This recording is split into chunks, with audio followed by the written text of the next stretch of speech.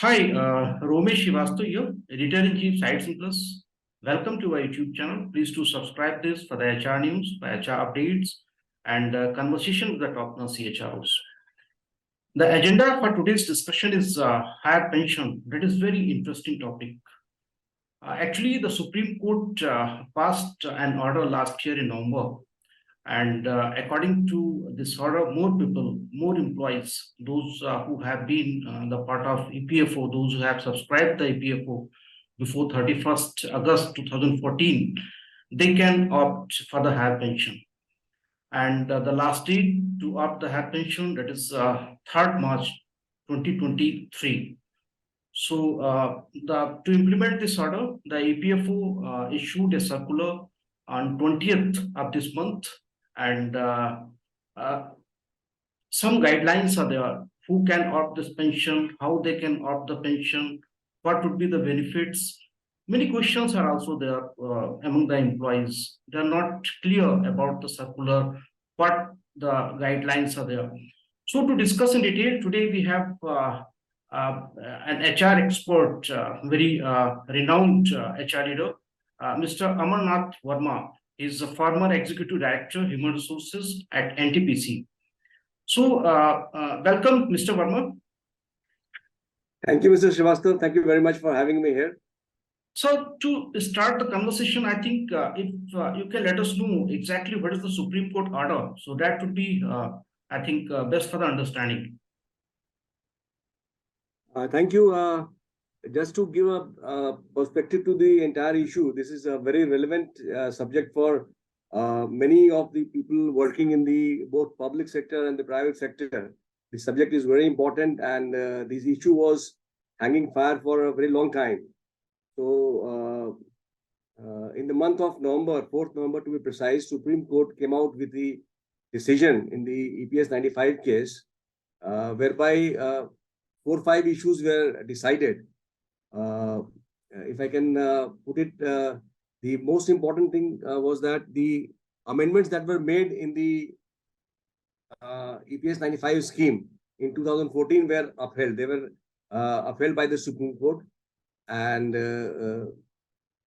the most important aspect was the employees who could not submit their option and who were member before 2014 and could not submit their option, they were allowed to submit their option, and 4 months time were given.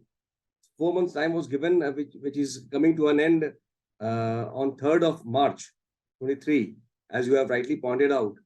And during this process, the last 4 months, EPFO has come out with a circular on 2 occasions. One was 29th December, and the second was 20th of February this year. The first circular, which was issued by EPFO, pertained to those employees who were members of the EPS 95 scheme, but who retired before 2014, and those who were there before 2014 and had submitted but were denied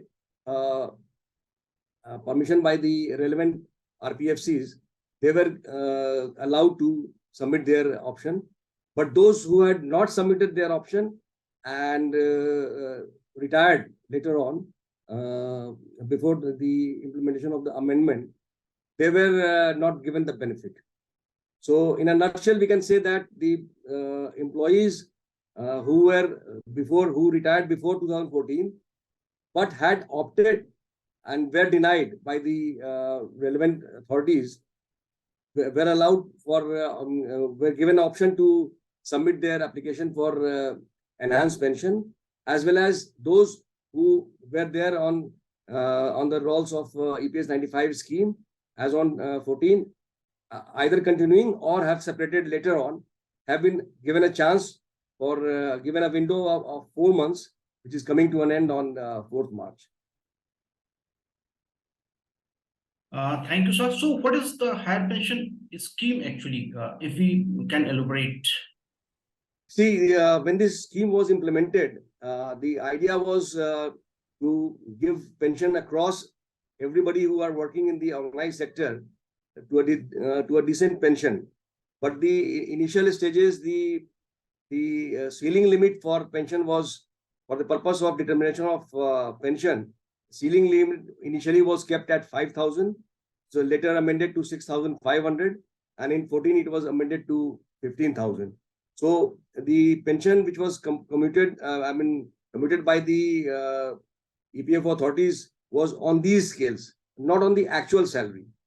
So the demand of the employees were that why you are not allowing us to opt for the higher pension, and this was the main dispute between the employees and EPFO. Ceiling limit that was the 15,000, the latest, which was in 2000. Yes. Initially it was 5,000. Right. Later amended to 6,500, and then subsequently to 15,000. So who can opt this higher pension now? The higher pension, as I told you earlier, those who were members of the EPS 95 scheme and had submitted their option before 14, but they were denied permission by the EPO authorities, they are eligible to apply, for which the circular was issued on 29th of December by the EPFO. For those who are continuing with the EPS 95 scheme as on 2014, have either retired or continuing presently, are also eligible. They are given window to apply for this higher pension. By opting for higher pension means that you are supposed to contribute at your 8.33% of your salary, of your basic, salary, rather than on the notional ceiling of 15,000, 6,500 or 4,000. And those who have been the subscriber of the EPFO after the 1st September 2014, this scheme is not for those. They are not eligible. That was made clear in the amendment itself. So those who have become member after 14, they are not eligible at all. And before 31st August, those who have been even retired, they can opt this scheme. Provided they have applied for the enhanced pension and their request has been denied by the EPFO authorities. Okay. So why I'm saying that in case of the employees who were on the rolls of EPS 95 and had not opted up but are continuing, because after the implementation of 2014, there were many cases going on in the various courts, and high courts like Kerala, Rajasthan, and Delhi, etc., had given decision to the benefit of employee members, and that's why there were a lot of confusion in the country as to what is the cutoff date and who are eligible. So Supreme Court has taken a very considered decision in the matter, and now they have given a decision that for those who are continuing with the membership as on 2014, who have either superannuated later on or are continuing still, are eligible to opt for higher pension now, for which the time limit, the cutoff date is given as 3rd March 2023. So just to simplify this with the example, if I say, suppose the salary of any individual is 25,000. So according to this, the employee contribution, that is a 12%, that goes 3,000 rupees, and that is being credited to employees provident fund account. And if you talk about the employer's contribution, in that case, we are talking about the previous schemes. The scheme works like this. The employees are supposed to deduct 12% towards their provident fund account. Correct. And the matching contribution has to be given by the employers. Right. The entire fund goes to the PF trust. If the PF trust is exempted by the EPF authorities, that is maintained by the organizations. Like many public sectors are maintaining PF trust, which are exempted trusts. So they are maintaining those funds. But there are many organizations in the country which are not exempted, they are unexempted. So that entire fund is given to the EPFO. So out of the employer contribution, 8.33% of that amount goes to the pension fund. Right. And that makes the kitty of the and with the capping on 15,000 only, not whole of the 25,000. Yes. Previously it was 5,000, then 6,500, and presently it is 15,000. So if the salary is 25,000, means 1,250 rupees, that would be credited into the pension account. 1250 is the 8.33% of 15,000. Right. And the balance amount, that 1,750 rupees, that would be credited into the EPF account. But now, Yes. if you are opting this higher pension, in that case, whatever your basic plus DA is, whatever the total salary, basic plus DA that comes out. So the pension fund amount, which is the 8.33%, that would be deducted on total salary. Means if the salary is 25,000, so it means now 2,083 rupees that would be credited into the pension fund.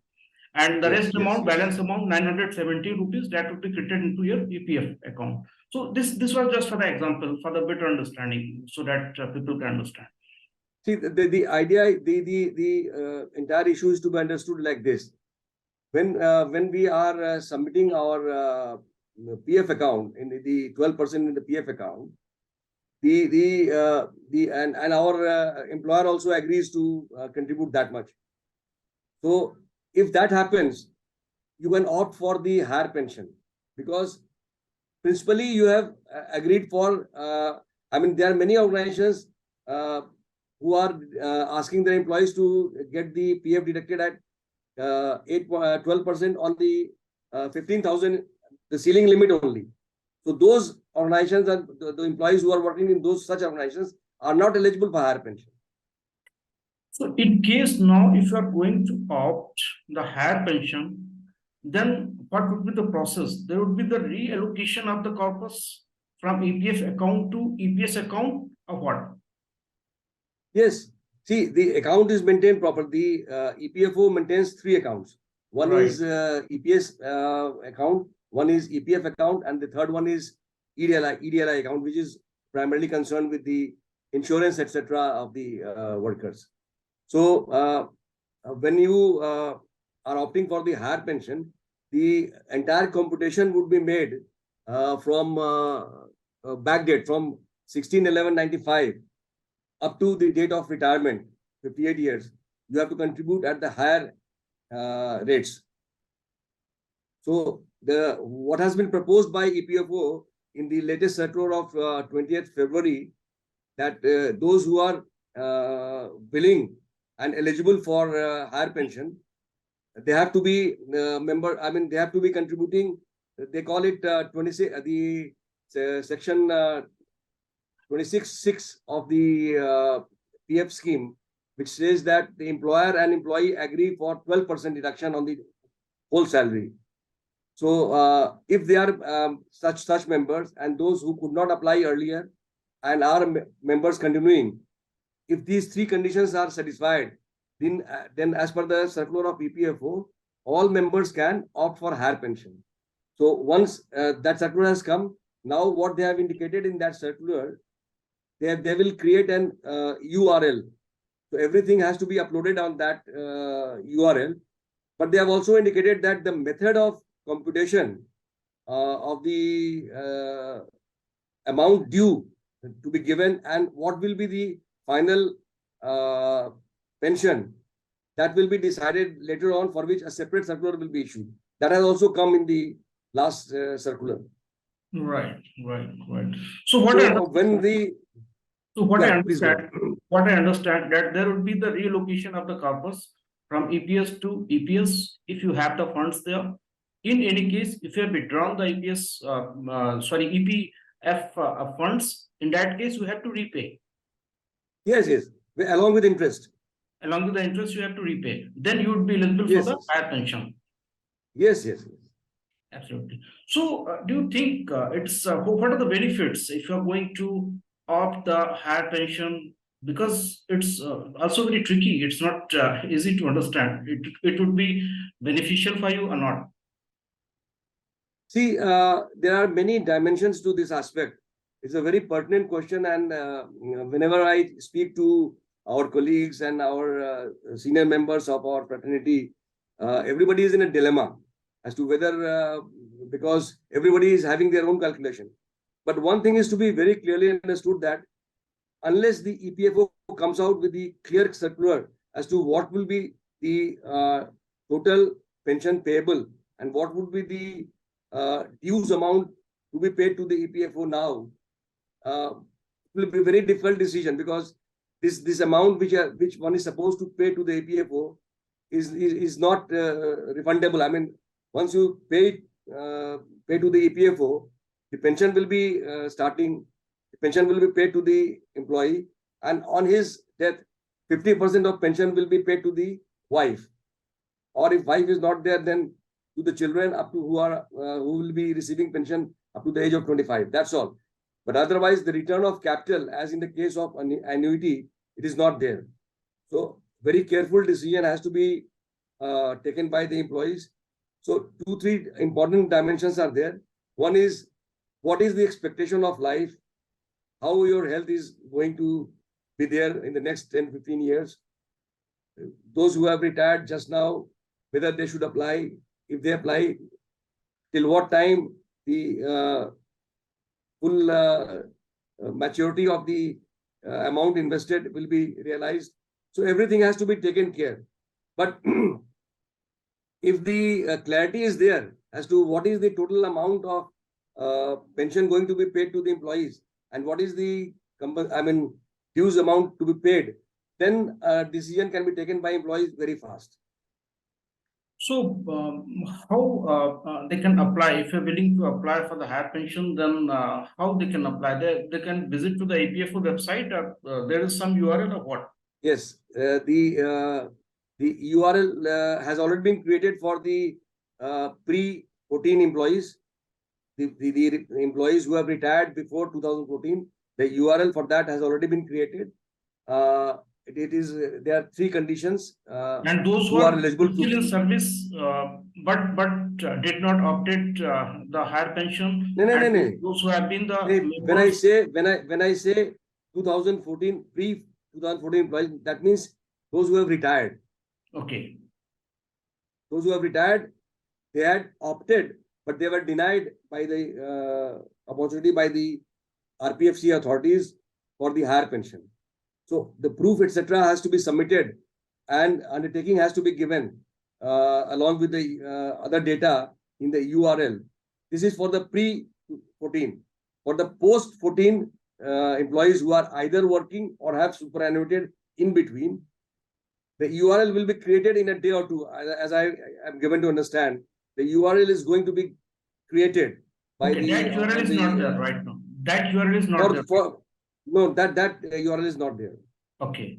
So this is also one clarification which I wanted here. So what the formula would be to calculate the pension if we talk about the new in the new case and previous case? In the previous case, before the if we follow the old case, see, I am a superannuated person. I retired in 2020 November.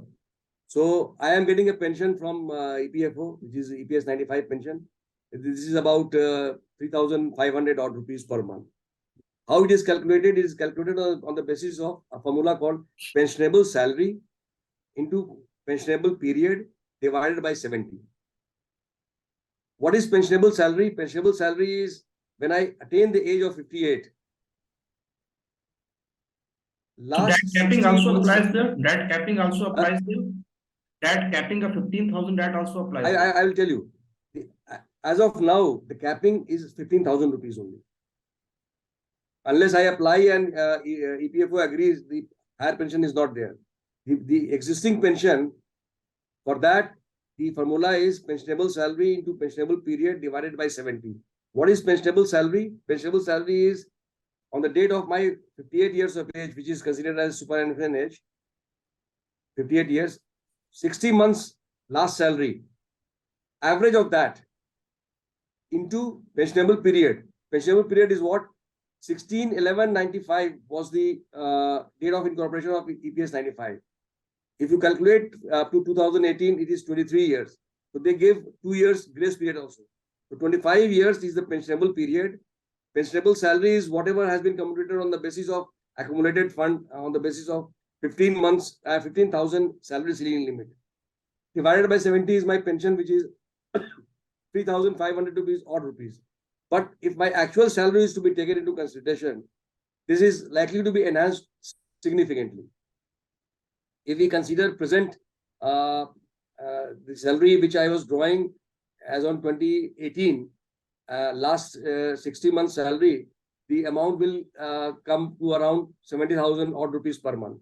So there is a substantial jump expected, but that will depend on what is the final decision of EPFO in matters of computation of your pensionable salary as well as the derivable pension, for which they will issue a circular very shortly.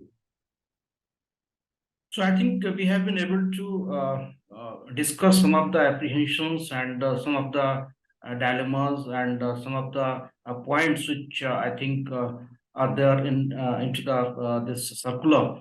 So anything else would like to share as a concluding remark into this? See,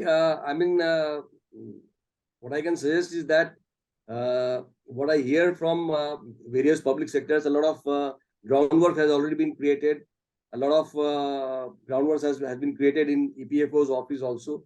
So to meet the demand of the employees, the organizations and EPFO must work collaboratively and expeditiously, so that the higher pension, whatever is decided, because higher pensions viability is also required to be seen by EPFO. They have to manage the entire thing within the available fund. So everything taken together, whatever the decision is to be taken, must be taken fast, so that the apprehensions and misapprehensions that is emerging in the society is very, very alarming, and people are unnecessarily perturbed and greatly disturbed. So that should be removed. And as I am given to understand, EPFO is also working very, very hard, as the organizations are also working. The organizations like all the public sectors that you are already aware of, NTPC, BHEL, IOC, Steel Authority, everybody is working. Complete data is getting ready, and they are putting everything in digital format. So the entire thing is how the entire situation will be managed seamlessly will be a matter of great interest to see. Thank you so much, sir, for joining the conversation and sharing your wonderful thoughts on higher pension. Thank you so much. Thank you, Mr. Shrivastava. Thank you very much.